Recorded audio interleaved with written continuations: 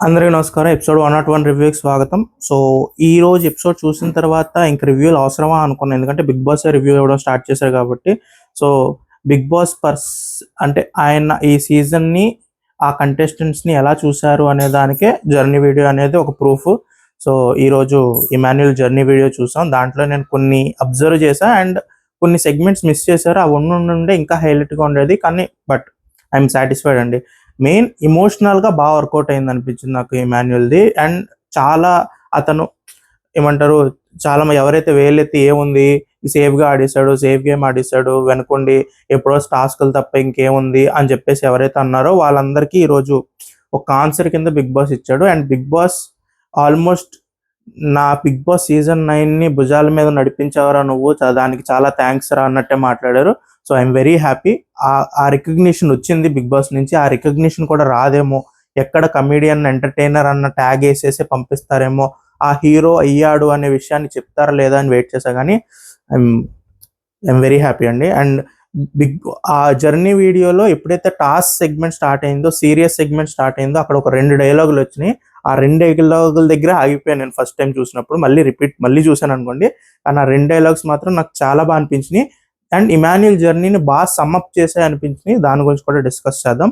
And episode గురించి వెళ్ళిపోదాం. ఇంకా ఏముంటదిలే అనుకున్నా, ఈరోజు సంజన గారు కొంచెం మళ్ళీ ఆ పాత మోడ్‌లోకెళ్లారు. టాస్క్‌లు వచ్చినప్పుడు ఆవిడ ఎక్కడైతే స్టాండ్ తీసుకోవాలో అక్కడ కొంచెం ఇప్పుడు అదే ఎపిసోడ్‌లో ఏం జరిగిందో చూద్దాం. నెక్స్ట్ టాస్క్ పెట్టారు. నెక్స్ట్ టాస్క్‌లో అదే వెల్క్రోస్ ఇచ్చి బాల్స్ దాని మీద స్టిక్ చేయాలి. ఎవరికి ఎక్కువ వెల్క్రోస్ మీద బాల్స్ ఉంటే వాళ్ళు ఒక్కొక్క రౌండ్‌లో అవుట్ అవుతూ లాస్ట్ రౌండ్‌లో ఇద్దరు మిగులుతారు. లాస్ట్‌కి ఎవరు గెలిస్తే వాళ్ళ టాస్క్ గెలిచినట్టు అని చెప్పేసి పెట్టారు.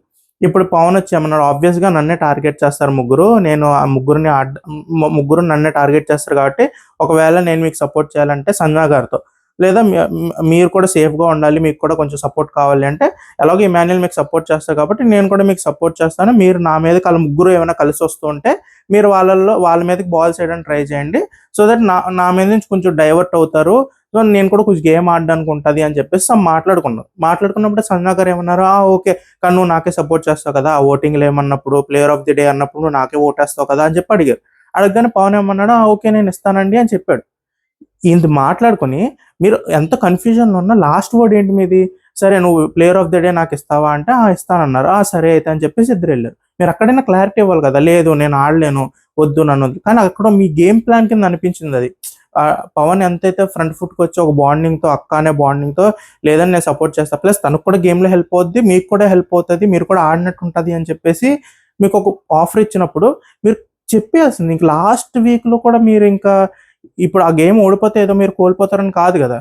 మీరు ఓడిపోయినా అక్కడ వాళ్ళు ఓట్స్ ఏసే దాని ప్రకారమే గదా వచ్చేది. కానీ రైట్ అది నాకు నచ్చలేదండి. ఎందుకంటే లాస్ట్ రౌండ్ వరకు మీరు ఎలాగోలా ఎళ్ళిపోయినా, ఎవరిని టార్గెట్ చేయకుండా, అసలు గేమ్ ఆడకుండా ఒక కార్నర్‌లో నుంచొని నాది నేను సేవ్ చేసుకుంటా అని ఎంత లాస్ట్ వరకెళ్ళినా, లాస్ట్‌లో మళ్ళీ ఎవరో ఒకళ్ళతో పోటీ పడాలి మీరు. అన్ని గేమ్‌లు గెలిచి లాస్ట్‌కొచ్చేవాడు ఎవడో స్ట్రాంగ్ ప్లేయర్ అవుతాడు. ఇమాన్యుయల్ అయితే మీకు సేఫే. ఇమాన్యుయల్ అయితే మీకిస్తాడు అన్న ఒక హోప్ ఉంటది. తనుజో లేకపోతే మన కళ్యాణో వచ్చారనుకోండి లాస్ట్‌కి. కళ్యాణ్‌కి ఆల్రెడీ రాలా. సో, కళ్యాణ్ కూడా ఆడతాడన్న భయం మీకుండాలి కదా! సో, నాకెందుకో కొంచెం నచ్చలేదండి అక్కడ. కానీ ఓకే. సో, ఇక లాస్ట్‌లో కంప్లెయింట్స్ ఎందుకులే అనుకున్నా కానీ, అనిపించింది మరి చెప్పాలి కాబట్టి, సో, సంజన గారు కొంచెం స్ట్రాంగ్‌గా నిలబడాలండి ఇలాంటి పాయింట్స్‌లో. ఆవిడ స్వార్థం ఆవిడ చూసుకోకుండా గేమ్ ఆడడానికి చూడాలి. గేమ్‌లో సేఫ్‌గా ఒక చోట నుంచుని నేను గెలిచేస్తా అంటే కుదరదు. లాస్ట్ రౌండ్‌లో అయినా దెబ్బవుతారు. కానీ గేమ్ ఆడే ఇక స్పిరిట్ లేకుండా నుంచున్నారేమో అనిపించింది నాకు కొంచెం సంజన గారు. సో, అక్కడ అయిపోయింది. తర్వాత ఓటింగ్ పెట్టారు. ఓటింగ్‌లో సంజన గారికే ఓటేశారు. ఆబ్వియస్‌గా ఆవిడకి అసలు మెయిన్ ఒక టాస్క్ కూడా గెలవలేదు కాబట్టి ఫుడ్ కూడా ట్రీట్స్ కూడా ఏం తినలేదు ఆవిడ. సో, షీ నాకైతే ప్రాబ్లమ్ లేదు. She is deserving. So, fifth top 5లో ఉన్నారు. వాళ్ళ ఇంటి నుంచి ఒక మెసేజ్ తీసుకున్నారు. అండ్ వాళ్ళ సిస్టర్ నిక్కీ గల్రాన్ గారు వచ్చారు, మాట్లాడారు. అంతా బాగుంది. నువ్వు అసలు 4, 5 వీక్స్ కూడా ఉంటావు అనుకోలేదు. కానీ ఇక్కడ వరకు ఉన్నావు అని చెప్పారు. అండ్ ప్రాపర్‌గానే మేము చాలా ప్రౌడ్‌గా ఉంటామని చెప్పి ఇమాన్యుయల్ కూడా మెన్షనింగ్ ఇచ్చారు. So, I'm very happy. Emmanuel and Sanjana గారిది వాళ్ళిద్దరిది హ్యాండ్ ఇన్ హ్యాండ్ జర్నీ ఇది. సో, సంజన గారు ఎంత ఇంపార్టెంటో ఇమాన్యుయల్ జర్నీకి, ఇమాన్యుయల్ కూడా సంజన గారి జర్నీకి అంతే ఇంపార్టెంట్. సో, అనిపించింది. మాట్లాడారు. దాని తర్వాత ఇమాన్యుయల్‌తో జ్యోతిష్యాలు చెప్పమన్నారు. అండ్ కొంచెం కామిక్‌గానే తనుజతో కొంచెం ఫ్లర్ట్ చేశారు. అండ్ సంజన గారికి మీరు ఆహ్, ఇక్కడ ఒక రేఖ అడ్డంగా నుంచుంది. అదే ఇమాన్యుయల్ రేఖ. అది ఉంది కాబట్టి మీరు గేమ్‌లో అని చెప్పేసి అక్కడ ఇంకా డైలాగ్ ఉన్నట్టుంది, అక్కడ కట్ చేశారు. అండ్ అక్కడ కూడా కామెడీ 55 ఏమంటారు ఫిల్మ్స్ చేశారు. ఎలా తెలుసు అంటే మీరే చెప్పుకుంటారు ప్రతి గొడవలో అని చెప్పేసి కొంచెం కామెడీగానే వెళ్ళారు. అండ్ పవన్ కూడా అసలు ఏం చేశారు, ఆ వంట చేసి చేసి చేతిలో రేకలు అరిగిపోయినాయి, అక్కడ కూడా కామెడీ బిట్ బాగుంది. అండ్ కళ్యాణ్కి వచ్చేసి ఏదో చెప్పు ఉంటారు, కానీ అదేదో కామిక్గా అసలు ఏం చెప్పాలరా నీ చేయి చూసి ఏం చెప్పాలి అని చెప్పి అక్కడ ఆపేశారు. Then good. సో కొంచెం అక్కడ పవన్ విషయంలో రీతు తీసుకొచ్చి, ఇప్పుడు రీతు నీ పక్కన లేదు కాబట్టి అంతా బాగానే ఉందమ్మా అని చెప్పేసి అక్కడ కొంచెం ఇమాన్యుల్ అక్కడ కొంచెం ఆడుకున్నారు. అండ్ ఇక్కడ తనుజ విషయంలో నీకు కళ్యాణ్ ర్యాక్ ఉంది, అబ్బాయి ఇమాన్యుల్ గురించి కాదు నాకు కాబోయేవాడు కానీ అన్నప్పుడు కొంచెం మెల్లిగా కళ్యాణ్కి హింట్లు ఇచ్చి కళ్యాణ్ గురించి మాట్లాడడం మొదలెట్టాడు ఇమాన్యుల్. అది కూడా గుడ్, నాకు కొంచెం బాగానే అనిపించింది. అండ్ ఫాస్ట్ గానే ర్యాప్ చేస్తారు. ఇంక ఇది అయిన తర్వాత ఇంకా బిగ్ బాస్ మన జర్నీ వీడియోస్కి ఇమాన్యుల్ పిలిచారు. అండ్ ఇమాన్యుల్ కోసం బిగ్ బాస్ రాసిన ప్రతి స్క్రిప్ట్ మీరు ఎపిసోడ్లో చూడాల్సిందే. మనం ఎంత చెప్పినా ఇట్స్ నాట్ జస్టిఫై చేయలేము, ఎందుకంటే బిగ్ బాస్ గారు చాలా బాగా రాశారు లైన్స్. ప్రతి లైన్ అసలు కమెడియన్గా వచ్చి ఒక హీరోగా బయటకు వెళ్తూ నిరూపించుకున్నావు. అండ్ ఈ గేమ్లో నీకన్నా ఎంటర్టైన్ చేయడం ఇంకెవ్వరికీ తెలియదు అనడం. సో అది ప్రతి పాయింట్ చాలా బాగా ఉంది. అండ్ జర్నీ వీడియోలో నేను స్టక్ అయిన పాయింట్స్ ఏంటంటే, ఎప్పుడైతే టాస్క్ సెగ్మెంట్ స్టార్ట్ అవుతుందో అక్కడ 2 వచ్చినాయి. ఒకటి ఏం ఆడకుండానే నేను ఇక్కడ ఉన్నానా ఇంతవరకు అని చెప్పేసి, అండ్ నేను లాస్ట్ వరకు ఆడి ఎవడో వచ్చి లాస్ట్లో చేపెడితే వాడు విన్నర్ అయిపోతాడా అని చెప్పేసి ఈ 2 డైలాగులు నేను అక్కడే స్టక్ అయ్యా. మీరు అర్థం చేసుకోవచ్చు, దాన్ని ఎలాగైనా ఇంటర్ప్రిట్ చేసుకోవచ్చు. నేను ఎలా ఇంటర్ప్రిట్ చేసుకున్నాను అంటే, ఫస్ట్ అసలు నేను ఏం ఆడుకున్నానే, సేఫ్ గేమ్లో ఆడుకుంటూనే, నేను అసలు ఏవి ఆర్గ్యుమెంట్స్లో లేకపోతే నా ఎమోషనల్ సైడ్ ఏది చూపించకుండానే నేను ఇన్ని రోజులు ఇంట్లో ఉన్నాను. ఓన్లీ బికాజ్ నేను నామినేషన్స్లో లేను కాబట్టి సేఫ్ అవుతూ రాలేదు, నేను నా గేమ్ ఆడాను కాబట్టి నేను సేఫ్ అవ్వకుంటూ వచ్చాను. అండ్ నేను గేమ్ని ఇంత దూరం లాక్కొచ్చి నా ఎంటర్టైన్మెంట్తో, నా గేమ్తో, నా బాండింగ్స్తో నా గేమ్ని బిగ్ బాస్ సీజన్ 9 ఇంత దూరం తీసుకొచ్చిన తర్వాత ఎవరు వచ్చి ఆ ట్రాఫీ మీదో లేకపోతే విన్నర్ టైటిల్ మీద చేస్తే వాడు విన్నర్ అయిపోతాడా అని చెప్పినట్టు అనిపించింది. సో నేను దాన్ని అలా తీసుకున్నాను. సో అంటే కొంచెం ఏమంటారు, మరి అంత ఇన్డెప్త్ అనాలిసిస్ చేయకరా, అక్కడ ఏదో జరిగింది చూపించారని మీకు అనిపించవచ్చు. సో నాకు కొంచెం ఆ క్రియేటివ్గా ఇలా ఇలా తీసుకోవచ్చు కదా అన్నట్టు అనిపించింది. సో నాకు బాగా నచ్చింది. అండ్ జర్నీ కూడా ఫుల్ సూపర్ అండి. అసలు ఎమోషనల్ సైడ్ ఎక్కడ కొంచెం నాకు ఇమాన్యుల్కి కళ్యాణ్కి ఉన్న బాండింగ్, ఇమాన్యుల్లో Demon bonding, and Divya and Emmanuel ఆ 2-3 వీక్స్ ఎప్పుడైతే టాస్క్లో హ్యాండ్ ఇన్ హ్యాండ్ హెల్ప్లు చేసుకున్నారు, బాగా డిస్కస్ చేసుకున్నారు. మెయిన్ ఏంటంటే ఎమోషనల్ సైడ్ ఎక్కువ చూపించడం వల్ల ఆ గేమ్ టాక్టిక్స్ స్ట్రాటజీస్ ఆ సైడ్ మీరు వెళ్ళలేదు కాబట్టి మీరు అది మిస్ అవుట్ చేసినట్టున్నారు. కానీ దివ్య కిరీటం పెట్టే షాట్ ఒకటి పెట్టారు, ఇమాన్యుల్ కళ్యాణ్కి ముద్దు పెట్టుకునే షాట్ అవి పెట్టారు, బాగానే ఉంది.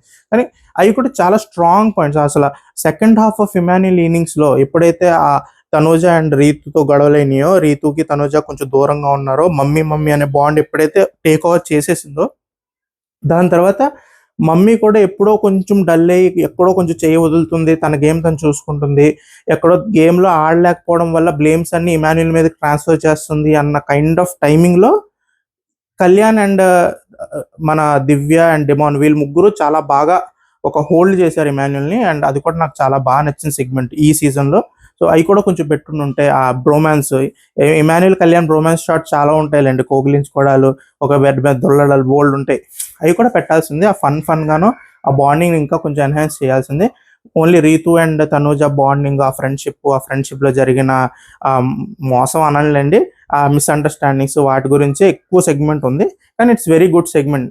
ఎందుకంటే ఎక్కడైతే డైలాగ్ వాళ్ళు నా కట్టప్ ఎవరు, మీ బ్యాక్ స్టాప్ చేసింది ఎవరు అనగానే తనూజ చెప్పినప్పుడు తనూజని కన్సోల్ చేస్తున్నాయి, తనూజతో మాట్లాడుతున్న షార్ట్స్ పెట్టి, మళ్ళీ రీతు ఎప్పుడైతే ఆ మాట అన్నప్పుడు రీతుకి తినిపిస్తున్న షార్ట్స్, రీతుతో మంచిగా ఉన్న షార్ట్స్ పెట్టి బిగ్ బాస్ కూడా కొంచెం చూపించి, ఇదిగోండి ఇది చూడండి వాడు బాగానే ఉన్నాడు, వాళ్ళు అలా ఊహించుకున్నారు అన్నట్టు కొంచెం ఆ షార్ట్స్ అన్ని పెట్టి కొంచెం సెట్ చేశారు. ఇంకా చాలా పెట్టచ్చు. అంటే తనూజ అసలు నువ్వు ఫ్రెండే కాదు ఆ ఆర్గ్యుమెంట్ పెడతారేమో అనుకున్నా జర్నీలో, ఎందుకంటే అదే చాలా పెద్ద క్రక్స్ పాయింట్. ఇమాన్యుల్ కూడా బర్స్ట్ అవుట్ అయిపోయి, ఇమాన్యుల్ కూడా ఎమోషనల్గా బాగా బర్స్ట్ అయ్యి బాగా వీక్ చేసిన పాయింట్ అదే. తనూజ ఫేస్ మీద నువ్వు నా ఫ్రెండే కాదు అని చెప్పేసి ఏదైతే పాయింట్ వస్తుందో అది పెడతారేమో అనుకున్నా. కానీ మేబీ తనూజకి అది చాలా నెగిటివిటీ కానీ లేకపోతే కొంచెం నెగిటివ్ అవుతుందేమో, అది లాస్ట్ ఈ జర్నీ చూపించేటప్పుడు అది అనవసరమేమో అనుకుంటున్నా. కానీ అది కూడా చూపించాల్సింది, ఎందుకంటే ఇమాన్యుల్ జర్నీలో దట్స్ ఎ బ్రేక్, ఒక టర్నింగ్ పాయింట్ అనమాట. ప్రాపర్గా ఇంకా తనూజ రీతు నా ఎంత ఫ్రెండ్స్ అయినా నా మమ్మీయే నాకు ముఖ్యం అని చెప్పేసి పూర్తిగా సంజన గారి సైడ్కి వెళ్ళిపోయిన పాయింట్ అది. సో అది కూడా కొంచెం చూపించుంటే బాగుండేది. ఎందుకు బ్యాట్ చేయడం అనుకుని ఉంటారు. అండ్ అన్ని పాయింట్స్ ప్రాపర్గా తన నామినేషన్స్లో మాట్లాడి నన్ను ఎవరు నామినేట్ చేయకపోతే నా తప్పేంటి అనేది. సో అన్ని చాలా బాగా చూపించారు. అండ్ వాళ్ళ మదర్ వచ్చినప్పుడు ఆ సెగ్మెంట్ దాన్ని అసలు అక్కడికే నేను ఇమోషనల్గా ఉండి అరే ఇంకెంత ఏడిపిస్తాడు రా బాబు అనుకుంటున్న టైంలో అసలు అమ్మ సెగ్మెంట్కి ట్రాన్స్ఫర్ చేశారు. అసలు నేను బాబు ఈడేంటి మెలో డ్రామా మొదలెట్టాడు బిగ్ బాస్ అనుకున్నాను. కానీ బాగుంది, ఐ లైక్ ఇట్, చాలా బాగుంది. అసలు జర్నీ వీడియో చాలా బాగుంది. ఇంకా మంచి మంచి బాండింగ్స్, మంచి ట్రాక్స్ మిస్ చేశారు, అయినా బాగుంది. అదేలేండి, ఇంత కంటెంట్ ఇస్తే ఎవరు మాత్రం ఏం చేయగలరు. I can't blame Big Boss. Emmanuel చాలా ఇచ్చాడు ఈ షోకి. So this season I'm saying it, OG of BB9 ఎవరు అంటే ఇమాన్యుల్ అండి. ఓజీ అంటే ఒరిజినల్ గ్యాంగ్స్టరే కాదు, ఓవరాల్ గేమర్ అతనే. తర్వాత ఓజీ అనేటప్పటికి ఆల్రౌండర్ కూడా అతనే. మొత్తం ఇంకా అసలు అన్ని సెగ్మెంట్స్ కవర్ చేశాడు ఇమాన్యుల్ ఈసారి. ఏదో ఒక ఇమోషనల్ లేకపోతే ఒక టాస్క్లో అలా కాకుండా మొత్తం అన్ని సెగ్మెంట్లో ఇఫ్ నాట్ వన్ సెకండ్ ప్లేస్లో అయినా ఉన్నాడు. ఇప్పుడు మీరు టాస్క్లు అనగానే ఆ టాస్క్లో డెమాన్ ఉన్నాడు కదా అంటే డెమాన్ తర్వాత ఎవరు ఉన్నారు? ఉన్నాడు, ఇమాన్యుల్ ఉన్నాడు. ఇమాన్యుల్ కళ్యాణ్ అంతే టఫ్ ఫైట్ ఇచ్చుకున్నాడు. ఇమోషనల్ అంటే ఇమోషనల్, మా తనుజ అందరూ ఎమోషనల్ అంటే తనుజ తర్వాత అంత ఇమోషనల్గా ఒక మదర్ బాండింగ్, వాళ్ళ ఫాదర్ బాండింగ్ అది అనుకుంటే వాళ్ళ మదర్ బాండింగ్తో ఇమాన్యుల్ ఉన్నాడు మళ్ళీ సెకండ్ ప్లేస్లో. ఎంటర్టైన్మెంట్లో అసలు no one can beat Emmanuel. So అది ఇఫ్ నాట్ ఫస్ట్ ఆ సెగ్మెంట్లో సెకండ్ ప్లేస్లో అయినా ఉన్నాడు. That's why he is the allrounder of this house. So ఇతని వల్లే, అతని భుజాల మీదే ఈ సీజన్ ఇంత దూరం ఇంతలాగా సక్సెస్ఫుల్గా మనం చూడగలిగాం, ఇంతలా నడిచింది. So I'm very happy Big Boss recognise చేశారు. సో రేపు ఎలా ఉంటాయి, చాలా బెంచ్ మార్క్ చాలా హై సెట్ చేశారు బిగ్ బాస్ ఫస్ట్ జర్నీతోనే. సో రేపు జర్నీస్ ఎలా ఉంటాయి రేపు ఎపిసోడ్లో చూద్దాం. So I'm tripping on Big Boss journey of Emmanuel. So మీరు కూడా ఎంజాయ్ చేయండి. రేపు ఎపిసోడ్ అవగానే కలుద్దాం. అప్పటి వరకు బాయ్.